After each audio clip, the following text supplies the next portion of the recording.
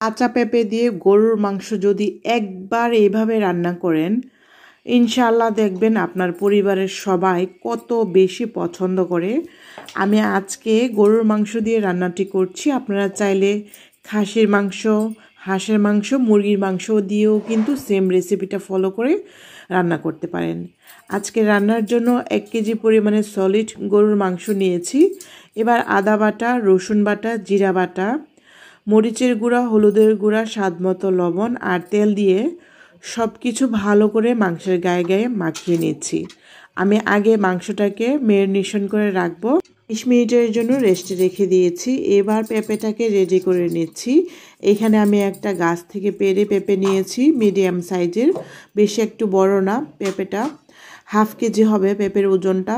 এবার আমি পেঁপেটাকে ভালো করে ছিলে ভিতরের যে বিচিগুলো আর খোসাগুলো সেগুলো ফেলে দিয়ে সুন্দর সাইজ অনুযায়ী কেটে নিচ্ছি, মাংসতে যেভাবে মানানসই কিউব করে বড় বড় সাইজ করে কেটে নিয়েছি। এই যে দেখুন, এইভাবে করে মাংসের জন্য আমি পেঁপেগুলো সাইজ করে কেটে নিয়েছি। এবার কেটে রাখা পেঁপেগুলো দিয়ে দিচ্ছি।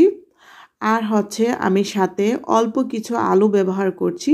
আপনারা চাইলে আলু দিতে পারেন, না হলে কিন্তু শুধু পেঁপে দিয়েও রান্নাটা করতে পারেন। তবে আলুটা দিলে কিন্তু রান্নার টেস্ট অন্যরকম আসে। যাই হোক, এবার আমি সাইড থেকে পেঁয়াজ কুচি, আলু আর দিয়ে দিলাম পেঁপেগুলো। এবার রান্নার জন্য চলে যাচ্ছি। একটা বড় পাত্র বসিয়ে দিয়েছি চুলাতে। এবার তেল দিয়ে দিচ্ছি 1 কাপ পরিমাণে। আরও কিছু কুচানো পেঁয়াজ দিয়ে দিচ্ছি। যে পেঁয়াজগুলো মাংসের উপর রেখে দিয়েছিলাম সেগুলো কিন্তু কাঁচা অবস্থায় থাকবে।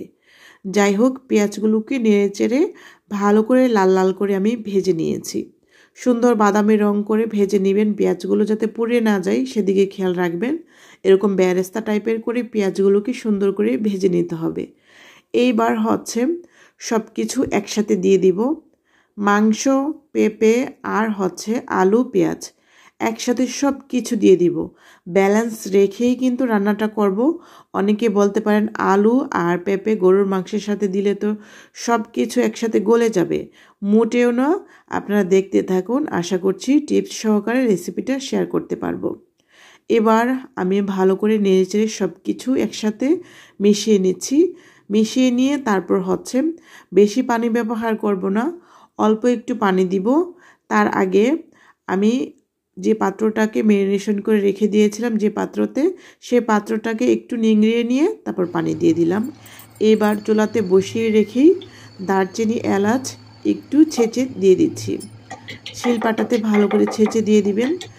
ভালো করে সব কিছু পিষে দিয়ে তারপর এই সব কিছুকে একটা ঢাকনা দিয়ে ঢেকে চুলার জালটাকে মিডিয়াম করে দিয়ে আমি চলে যাব 10 মিনিটের জন্য। ফিরে আসছি 10 মিনিট পর।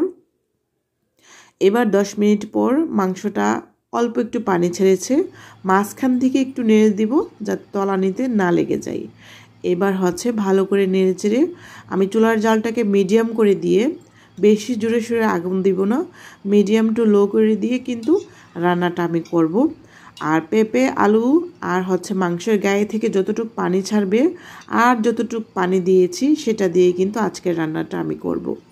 এবার চুলার জালটাকে লো করে দিয়ে আমি ঢাকনা দিয়ে দিয়ে রান্নাটা করব। আপনারা দেখতেই থাকুন। চুলার জালটাকে লো করে দেওয়ার একটাই কারণ, রান্নাতে যদি সুন্দর একটা কালার আনতে চান এই রান্নাটাতে, তাহলে চুলার জাল বাড়ানো যাবে না। সেক্ষেত্রে দেখা যাবে যে সব কিছু সিদ্ধ হয়ে একদম গলে যাচ্ছে, রান্নাতে কালার আসবে না এবং কি পুড়েও যাবে। যাই হোক, মাঝখান থেকে অল্প অল্প করে নেড়ে চেড়ে দিতে হবে। একটু পরপর এসে বেশি একটা নাড়াচাড়া করার কোনো দরকার নেই। যেহেতু একদম ফ্রেশ মাংস দিয়ে রান্না করেছি, মাংসটাও মাশাআল্লাহ সিদ্ধ হয়ে গিয়েছে। পেঁপে দিলে যে কোনো তরকারিতেই কিন্তু, যে কোনো মাংসের তরকারিতেই কিন্তু দেখবেন মাংস তাড়াতাড়ি সিদ্ধ হয়ে যায়। নেড়ে চেড়ে ভালো করে আমি মাংসটাকে রান্না করে নিয়েছি। কিছু কাঁচামরিচ উপর থেকে দিয়ে সার্ভ করে নিয়েছি। দেখুন, চুলাতে আমি কাঁচামরিচগুলো রেখে দিয়ে তারপর আরও 5 মিনিট রাখবো যাতে করে সুন্দর একটা ঘ্রাণ আসে। আশা করছি রান্নাটি আপনাদের কাছে ভালো লেগেছে। ধন্যবাদ সবাইকে।